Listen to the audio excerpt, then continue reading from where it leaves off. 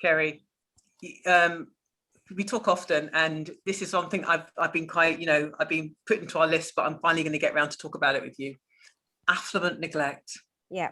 So I know the professor who actually completed the research, Professor Claudia Bernard from the University of Goldsmith, and I've spoken to her a few times, and I've heard her kind of findings. And what is fascinating is the research about her studies around what she found about professionals who make judgments or who are involved in the child protection decision making with affluent families. Yeah. So I know you work in independent schools. So what's your take on that?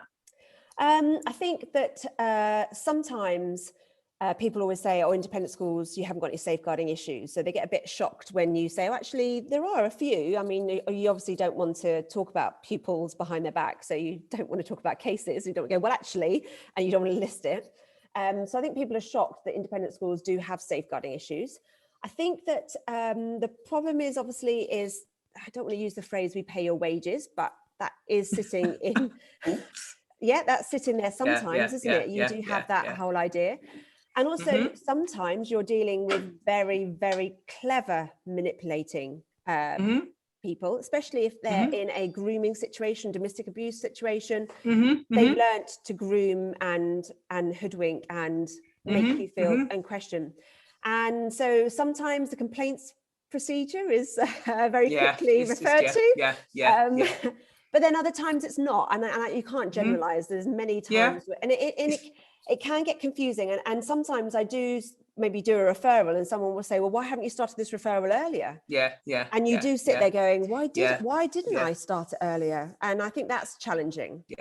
So it's a mixed bag, absolutely. So you can't say everybody from certain families are a certain type. However, we do know that the whole thing about stigma attached, how dare you challenge me? Who do you think you are? Do you know who you're talking to? I'm a very important person here in my day-to-day lifestyle, etc.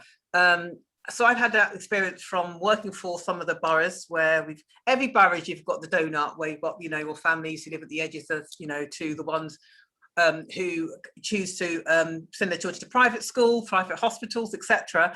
To in social care cases I've had as a manager where I've taken cases up to section 47, even courts. And the higher it went, the more complaints went in.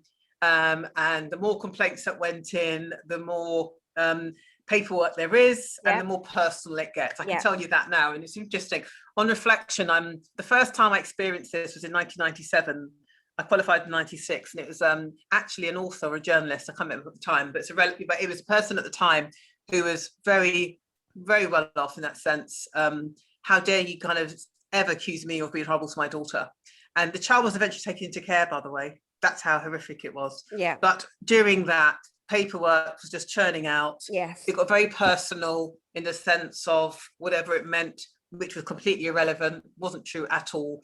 I had a very good manager at the time who supported me. So that's my first experience of doing my job and then someone personally kind of finding faults with it based on nothing but the fact that they were, how dare you, and the powers that be were going higher. The second one was... And finding little faults. So we all do mistakes. Finding absolutely. That one fault and then, And actually, in this one, I was the investigating social worker. So my fault was believing the child. Does that make sense? That was the fault. Another one I get sometimes is when sometimes our families say, oh, we're having a few family problems, couple conflict, or we just have we have a drink at the weekend, we only use it occasionally. So we all minimize it, but actually, no, you're actually a drug addict or you're abusing each other on a daily basis. So, when we then get that information, and it normally takes a crack to happen, i.e. marital separation, or one of the parents wants to leave because of what's going on, whether it's mental health, personality disorder, to addiction, and that's when we start getting those cracks, and that's when we can get in.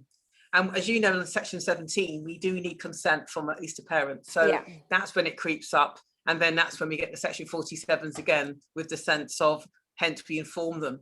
But I think it's just why we're talking about it today is to empower safeguarding leads to reflect on that, and recognise, compare that child to another child of that age.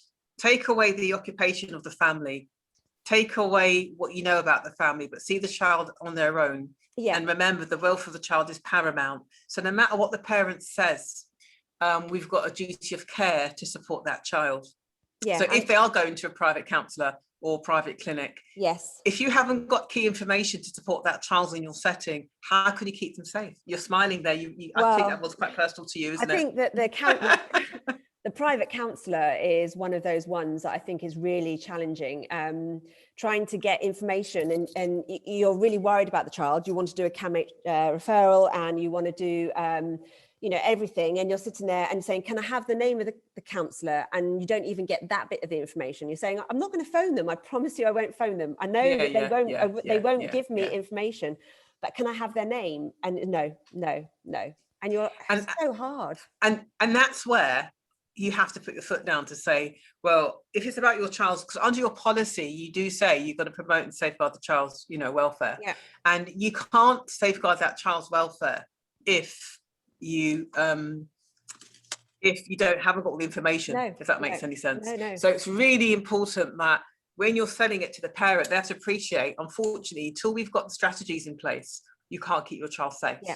Because what happens if that child comes in and does something? Yeah, exactly. Yeah? And also under information sharing guidance, it's very important that safeguarding, we complement that and let them know it's part of our policy and duty of care that we share information. And I think this is where taboo of mental health or anything is still there. They're worried that if they do share information, then it's going to go on their school records, which means we'll pass it on to whoever we'll pass it on to. They don't seem to understand that we don't really share much information unless we feel that it has to for the best of the interests of the child. We don't sit there going, right, they're off to university, here we go, send off the file. And we don't phone the university and say, you wouldn't have this child because we're not going to do that. That's not what we're there for. So there's two things that we have to remind ourselves here, as you say that, and I've used it in safeguarding supervision the last fortnight with my independent schools, is one of them is the child at risk of significant harm? Full stop. Okay. Full stop. Second one is, Kixie says, under the Annex B, the role of the DSL, it says DSLs must contact safe social care if they have suspicions of child abuse. Guess what? That's your get out of jail card, correct? Yeah. That's what I've been telling these colleagues, and they've used it and they've felt a bit more confident using that rather than the school are making the decision. Actually, the government tells us we have to. Does that make sense? Yeah. So under that, it's just twisting it round, and that's where you're in line with your policy. It's in line with your policy. It's not about Kerry doing it. It's about knowing your policy and having your policy right next to you. So when you're making that awkward phone call, you can say, well, absolutely, quote it. I agree. So even I had a quick conversation about suicidal thoughts the other day, in the sense of schools saying it's getting quite common now with COVID, etc. And a colleague was saying, does that mean we have to refer all of them, or shouldn't we? And I said, actually, again, going back to that one liner of significant harm and suspicions of child abuse, does that person who's actually mentioned they feel suicidal, if that comes to light, one could argue you haven't shared that because you have got information about that child. So I think it's really important that we do reflect and take some time away from the day job in that sense of what are we doing with this information, rather than this conveyor belt or this kind of treadmill we're on where we're not stopping and thinking, because it can get quite dangerous. Yeah, I agree. Yeah, covering your back a little bit, isn't it? Absolutely. And in your policy says it. And also your job description says it too, as a safeguarding lead. And if anything was to happen to that child, guess what? The school will be negligent. Do you understand what I mean? So it's a very difficult one, but I think that's when you get your head teachers involved, because they have to also support you, knowing that as soon as you do that, you are going to get a complaint. But guess what? You followed your policy. So it's really important. And Kixie does say that at times you left to inform your head teacher, wouldn't you? Yeah. And that's what we're talking about. So it's joint, rather than you do it and then you're going to get the parents emailing the head witin minutes. Yeah, they do. So work to be done. I know. I know. Minutes. I didn't say a day, did I? said minutes. I know. Same hour. I know. So it's really important that you as the DSL, you're not the target, you're not in the firing arm. It's definitely more about you're doing your job. Yeah, that's good. Thank you. No problem. Thank you.